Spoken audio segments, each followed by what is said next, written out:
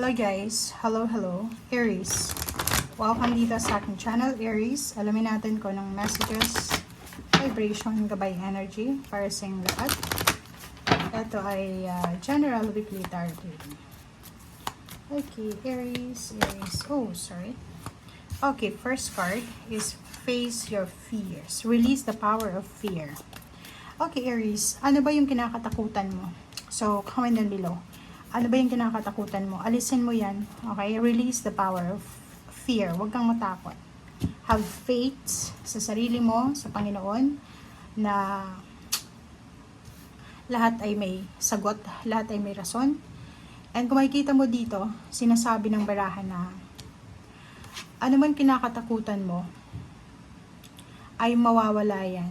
Kung yung connection mo sa spiritual, sa Panginoon, ay sobrang strong. So, this week, if in case nakakaramdam ka, Aries, ng sobrang takot, di ba yung iba nakakaramdam ng may depression, anxiety, panic attacks, di ba yung parang ganun, yung parang nakakaramdam sila ng panic attacks. Sinasabi ng Bura sa'yo dito na hanapin natin yung enlightenment through the connection of your spiritual, Panginoon, o ano man tong relihiyon mo, ano man ang pinaniniwalaan mo, kailangan mong mas paigtingin pa yun, mas palakasin mo pa, lalo na in times of troubles or tribulation, in times of problems, mas lalo kang kumapit sa Panginoon. Okay?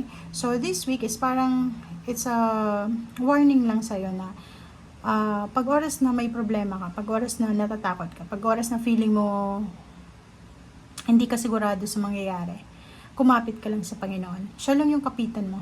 Okay? Siya lang yung kailangan nating lean on God, diba? Parang ganun. So, andito si Archangel Gabriel.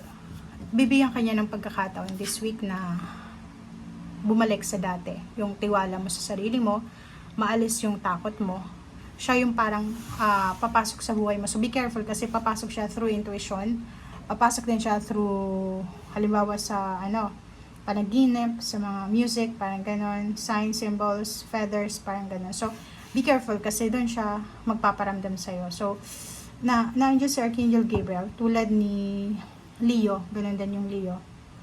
Mayroong pag-asa. Kung kinakatakot mo yung money, trabaho, career, relationship, sinasabi dito na papasok si Archangel Gabriel sa buhay mo para bigyan ka ng pag-asa. Okay? Thank you. Thank you, Aries.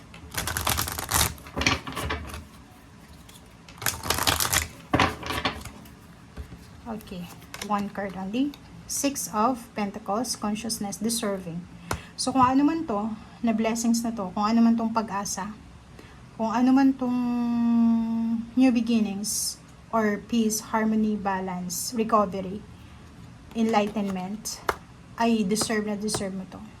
Yung balance sa money, kasi Six of Pentacles is balance, give and take energy. So, posibleng makatanggap ka ng tulong pinansyal. So like for example, if you're looking for someone na mautangan mo or gusto mong humingi ng tulong, makakatagpo ka ng tao na pwedeng matulungan ka. And deserve mo yun. Deserve mong matulungan. Deserve mo din na tumulong sa ibang tao. Okay? So yun, balanse, may tutulong sa'yo, may tutulungan ka rin. Give and take energy. Okay. Thank you. Okay, last deck na tayo, guys.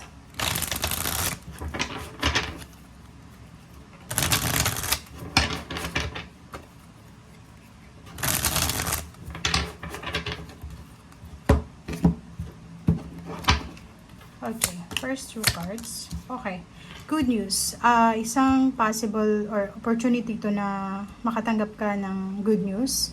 Ang good news na to is tungkol sa wishes mo, sa dreams mo, sa minamanifest mo, sa pinagpipray mo every night.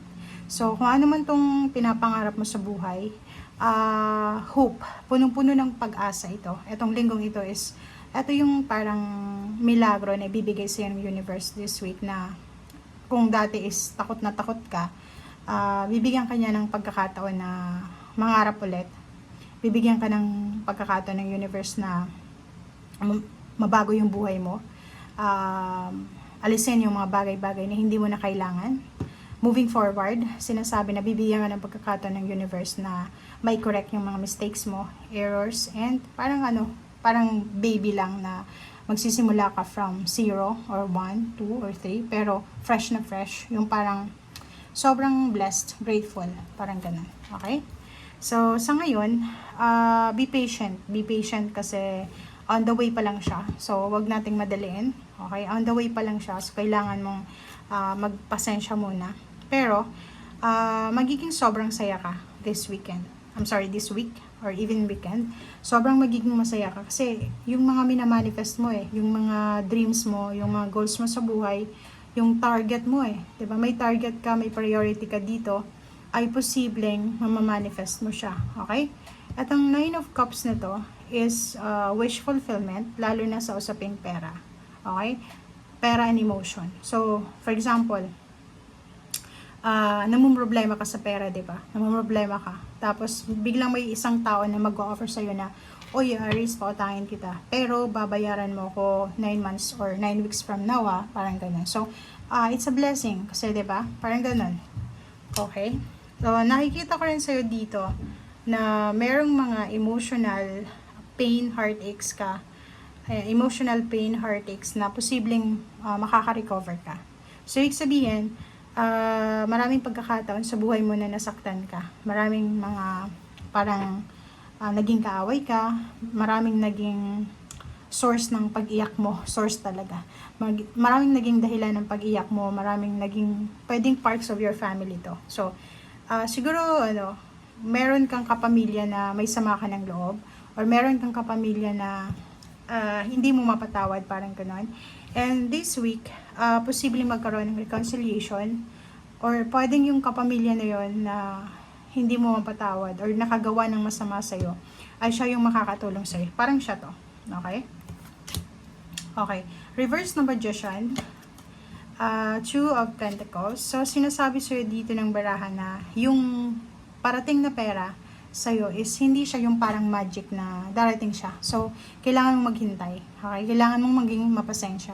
So, ibig sabihin yan, if you're looking for fast response, fast answers, fast outcome, hindi mo siya matatanggap na mabilis, na parang ganun lang, parang kidlat.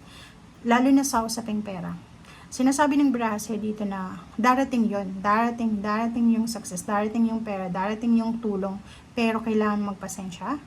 And sa ngayon, kailangan mo munang ikalma ang sarili mo.